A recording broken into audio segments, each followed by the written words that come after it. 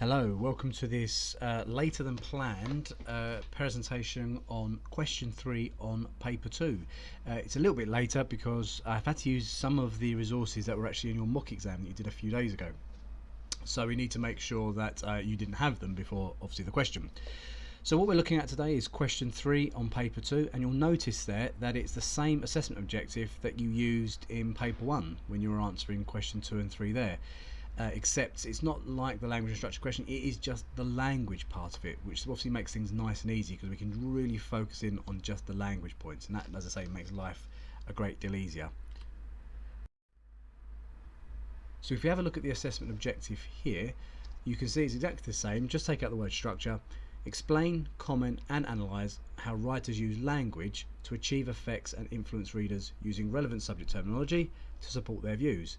So it's exactly the same, and in fact, even though it's worth 12 marks, this question, you're not really expected to spend longer on it than you did on question 2 on paper 1. So you're looking between 3, 4, if you've got time, different language features that the writers use to achieve certain effects. So it's actually a pretty straightforward question. As I say, if you can do it on one paper, you can do it here, and there shouldn't be any real issues for this particular one. So the resources that I'm using, I'm briefly going to be using the schools paper, but not for very long, and I'll explain why. The festivals and fairs one, which of course is on Go for Schools, and a new one, the Welsh mining disaster, that some of you sat for your mock exam, but actually most of you will have in your folders because you would have covered it in lesson. But it will be on Go for Schools in the coming days. So this is what a typical question 3 looks like. This was from the schools paper. You now need to refer only to source B, the letter by Henry written to his father. How does Henry use language to try and influence his father? And as you can see, it's worth 12 marks. Now, the reason I'm not going to be looking at this paper for a very long time is because the exam seems to have changed since this very first paper came out. This particular question has a very persuasive feel to it. So when you look at that letter, you can see there's lots of different persuasive features like direct address, there's flattery, there's exaggeration, and that's absolutely fine because those are the things that we've actually also been looking for. But it was very much more focused on persuasive writing. So when we first started teaching this, that's what we thought this question was, and that's what we thought kind of differentiated it from paper 1. But as the papers have gone on, we've almost moved away from that solely persuasive, and actually it's brought in all the language features, so both description and persuasive or rhetorical devices. So they have changed. So I'm not going to spend too long on this one, but it's worth, if you want to give it a go, to have a look at that one. The only thing I want to talk about here is you will be given one of the sources to focus on, either source A or source B, but you won't be asked to do both. And in all of the exams since this first one came out, you're given line numbers to look at, so they give you a much smaller section to look at, not the whole source. And again, that will actually make your life quite easy. You can see it's worth 12 marks. We suggest to students not to spend longer than about 10-15 minutes on this question because you still want to make sure you give yourself enough time to do that really tricky question 4, which everyone's finding really tough at the moment. So here's a second one. This one is probably what you're more familiar with at the moment. Again, the question is exactly the same. It's linked to the festivals and fairs one, and we're going to be looking at this question in more detail in a moment. You now need to refer only to source B, Dickens' description of the fair itself, and as you can see there's the line from line 19 to the end. It makes life easy. How does Dickens use language to make you, the reader, feel part of the fair? And although yes, there are a few rhetorical devices that are used within that particular text, direct address being one of them, it's far more descriptive, and that was our first kind of inkling that this exam paper was going to change. But let's have a look at the other 2 questions that AQA have released them. So the natural disasters paper 1, which was the Welsh mining disaster and the earthquake in London, as you can see there, how does the writer use language to describe the coal tips? We're actually going to be looking at that one today, or you'll be looking at that one today, and you can see that it's really much more focused on descriptive writing. And the last paper on there, this was the one that most you did for your mock exam. How does the writer use language to describe the storm? And again, when you look at that particular passage, it's very descriptive, and there's very little in terms of rhetorical devices there.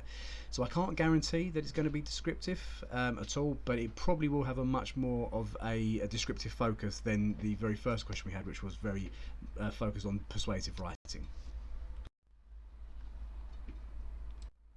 Okay, so again, you'll be really familiar with this page. I'm sorry that I have to keep showing it to you because we've looked at it so many times now, but it's really important that we make sure we know it.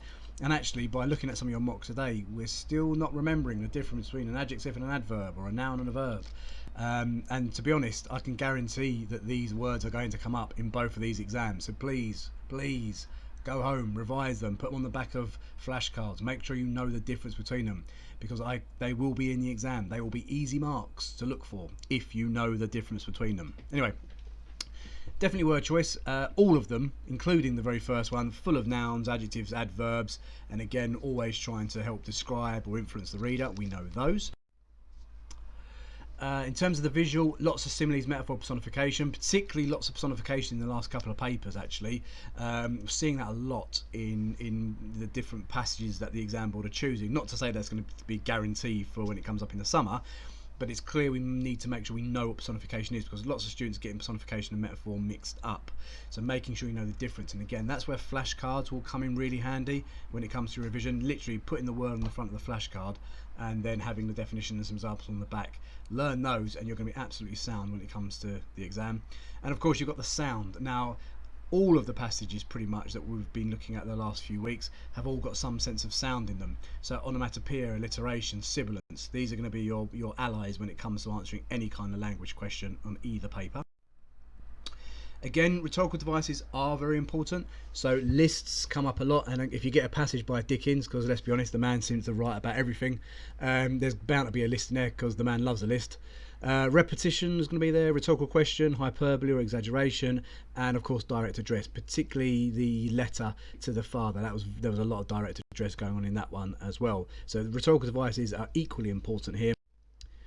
And don't forget as well the ones that students always forget about: use of punctuation marks, exclamation marks, question marks, ellipsis for example, and different sentence types. So short, fragmented, compound, complex sentences. Much harder to write about those ones. Students generally can pick out short and fragmented sentences because obviously they're used for effect, but it's much harder to write about a complex sentence, and not always definitely one you need to do as well. Right, so what we're going to do is we're actually going to look at this question 3. So for this one you're going to need to have out the Greenwich Fair one from Dickens, and have that out. We'll have a quick look at the question again to remind ourselves. So how does Dickens use language to make you, the reader, feel part of the fair? What I'd like you to do with your highlighter or your pen is have a read through the passage. I've actually got that for you on the next slide anyway if you haven't got the actual text, and pick out 3 different language features that he's used to make you feel a part of it. Remember, look for the description, but also look for some of those rhetorical devices as well. You only need 3, and then we'll look at what I've picked out and we can compare results.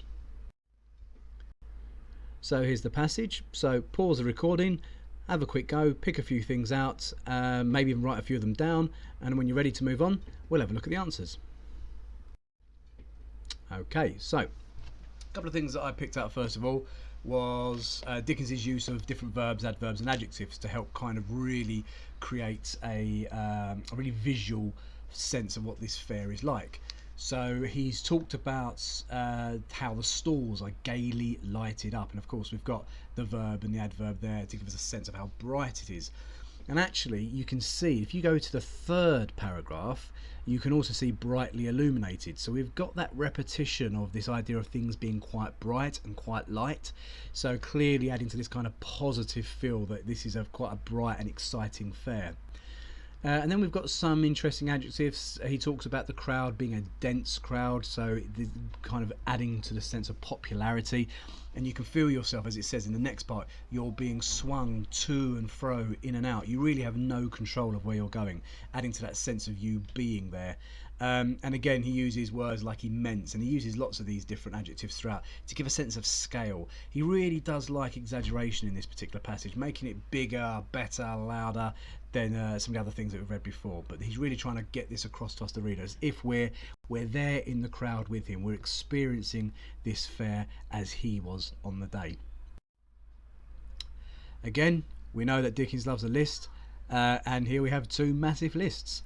The first one is quite interesting, so it's more focusing on food, and so we can see just the wider range of different food items we can buy there. Again, adding to that sense of excitement, but also that sense of something unusual. These are types of foods that perhaps many of the people might not have been able to get their hands on. So oysters, as we know back then, were very popular, but these oysters are particularly massive. But we've also got snails, and again, there may not have been lots of people trying snails at that time, and so for them it's something a bit unusual. In the second paragraph, what we've got here is we've got a list of the noises. So we've got this sense of how chaotic this festival is, and how loud and exciting it would be as well. But what we can do with these lists, and actually this is for those students that are looking to get into that level 4, all well and good you highlighting a list, giving me a small example. Remember, when you're doing a list, you don't have to write out the entire list. I know what a list is. But what you can do to really push yourself, instead of moving on to your next point, I would say once you've identified the list, I'd then zoom in, because if you look in both of these lists, there's lots of other language features going on as well, and it'd be really disappointing if students just moved on to something else instead. So I'll show you what I mean. So have a look at this bit. So this was the list of all the different foods. Look at the 3 techniques you've got just packed into that list. You've got the alliteration of the pennyworths of pickled salmon, that kind of sense of this delicacy that people can eat, and it's kind of emphasising that this is something, a very nice food that people would want. You've got that simile to exaggerate the sense of how big these oysters are, which you wouldn't be able to get in the rest of London. Shells as large as cheese plates.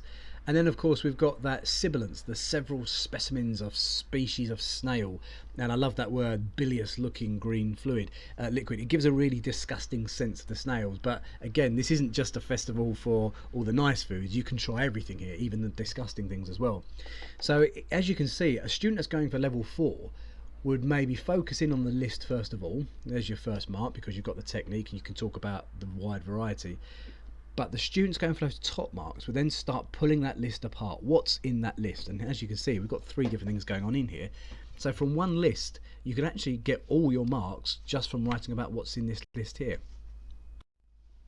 I also quite like the second list, because the second list only has 1 technique, but it's quite an effective one. It's the sense of onomatopoeia, which of course, as you imagine, focuses in on your...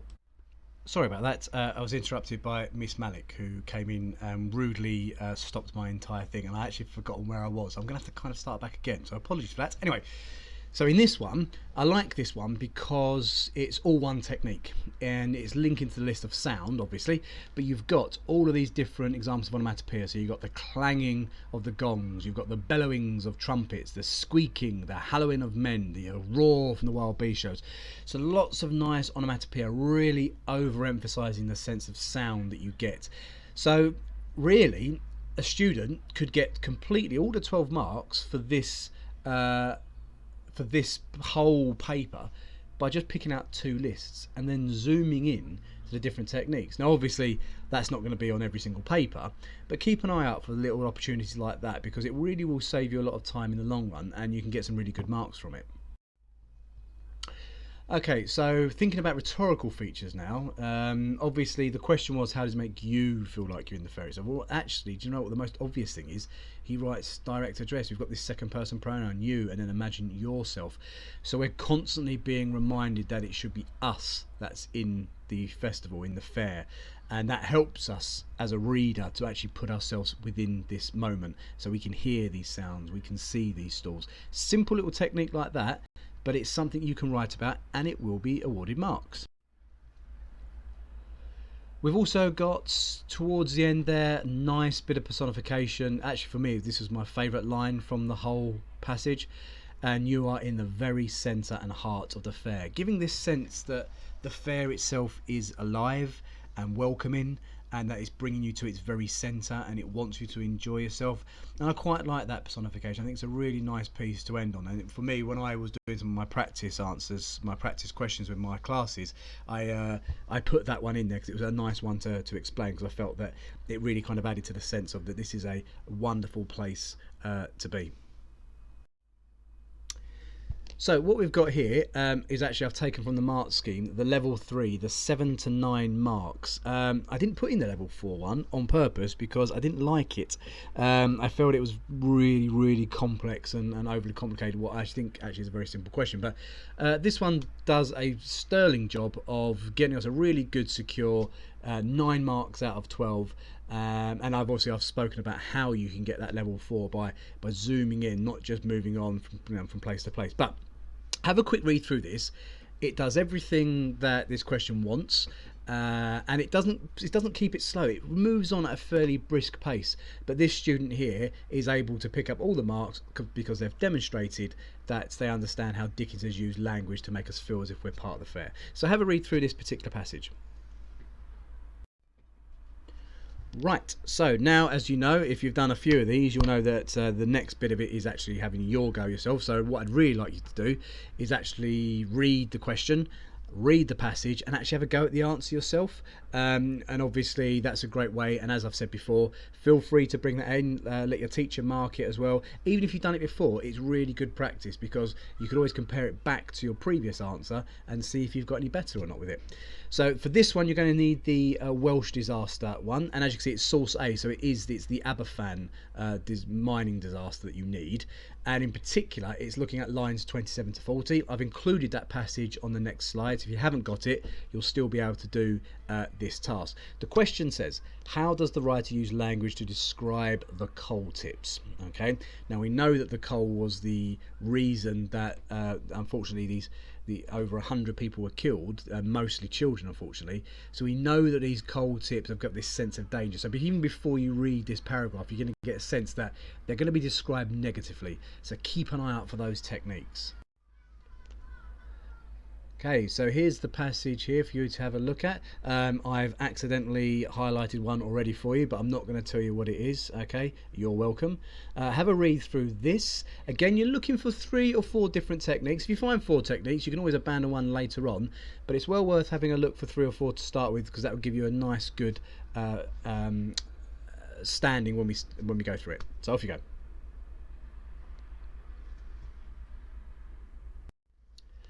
Okay, so having a look on here, hopefully now you've written down a few answers, or at least you picked out a few things as well. Obviously on the previous one I picked out the sun sank. Those of you that have picked that out and highlighted on either alliteration or sibilance, you give yourself a pat on the back, because of course that is. And obviously we know the S sound is quite sinister, so it's already starting with this sense of sinister tone coming into it. And also we associate darkness with things that are evil or bad, so the sun sinking at the beginning of this passage gives us a sense of foreboding. Something bad is going to happen here. So the next thing I've chosen is as though dumped by the hand of God, and if you've chosen that one, it's a nice one to pick out. Of course it's a simile. For me, it was the idea that God had almost abandoned this village long ago and didn't really care about it, so he's picked up these lumps of coal and just thrown them about with abandon, not really caring where they go. So this village, which perhaps once was very beautiful, is now quite ugly and scarred with these black kind of coal dumps rising up out of the ground there. So quite a horrible thing there, and again that sense of foreboding, something dangerous that's there. And as you can see, I've also picked out, and again this was quite a popular one that lots of students picked out before, we've got another simile describing the coal tips as rising like black pyramids. The problem was with this simile, nobody actually knew what to say about it. It's an easy one to pick out, but okay, what does it mean? Well, obviously we've got the use of colour. Now we know that black is associated with, particularly in fiction and writing, the colour black is associated with evil, with darkness, with something bad going to happen. But why the pyramids? Now obviously they take on the shape of the pyramids, the coal tips, but what else do we know about them? Well, they're large, they're imposing. If you've ever seen pictures of Cairo and you look in the background and you see these huge, and they are monstrous lumps of stone to this point, they're actually quite menacing. And that's what I get from this simile here. Not only are they massive and huge like the Great Pyramids of Giza, but they're also here black as well, so they're very dark, so they've got that really threatening feel to them. And then we have here, we've got the verb and we've got the adverb. So we've got the inching, which actually is not a great deal we can say about that. We just get this sense that it is moving. The word that's more important there is the adverb ominously. And again, it's a hard word. Some people know what it means, some people don't. But this sense that it's dangerous, that it's going to do something very, very bad, and you can feel it. That's what ominous means. So it's inching ominously down the mountain. So we know that something bad is going to occur, probably in the next couple of paragraphs. My favourite one, though, again, and it's another example of personification, the tip is described as a killer with a rotten heart. So, Bo, we've got two examples of personification. We've got the fact that the tip and this inanimate object dumped there by humans is in fact a killer. But we've also got the sense of this rotten heart as well. There's so much to say about that, but essentially they want a bad guy for this. You know, all these children were killed, and they want a bad guy. They want somebody to blame, and so this coal tip is this monster that the parents talk to their children about. And we've got this sense that it's a serial killer with a rotten heart. It doesn't care, and it doesn't mind who it's going to kill later on. And finally, particularly in that last line, the mountain of moving muck, we get that alliteration coming through, and that M sound, that mountain of moving muck. You get the sense, you can almost hear the coal rolling down the mountain. It's moving, so we're moving with it as it gets closer and closer to the small village of Aberfan. So they're all the things that I picked out. There's a few others in there as well, but they're the ones that for me are the most important. I could probably say the most about them in my answer to get the 12 marks. So what we've got here first of all is the level 4 answer. Please have a read through. I think this one's a much more straightforward one than the previous ones. That's why I've included this one. And you can see there that it's got a lot of the things that I've already said. So have a quick read through this. And now this is the level 3 one. So 7 marks, 9 marks. And again, I think this is nice and straightforward. You can see how a student can easily access 9 marks. And as we know, the average for this question around the country at the moment is about 6 marks out of 12. So if we can be at least in that band 3, and obviously at the top of that band 3, we're going to be putting ourselves into a much better position than, well, at least half the country. So as I say, I'm looking at that, and I think that's definitely something I would be able to do in the exam without too many problems. Okay, so in terms of final revision, because it's AO2 stuff, it's not new. It's the same AO2 stuff that I've already put onto Go for Schools. So if you're already doing that, fantastic. If you're not, look on Go for Schools. I said it as a homework a few months ago, so get cracking. The other thing just to say, you've obviously finished your mock exam. I've decided that I'm going to add an extra presentation just for that paper. I'm going to be doing that in the next couple of weeks, and it will go through the whole of that paper too. I'm not doing that for paper 1, but paper 2 is the one that's really causing us the most difficulties, particularly that question 4. So keep an eye out on this page, because I'll show you exactly what the London Snow one is after, even with that really tricky question 4 that a lot of us found quite challenging in our mocks this week. Thank you very much for listening.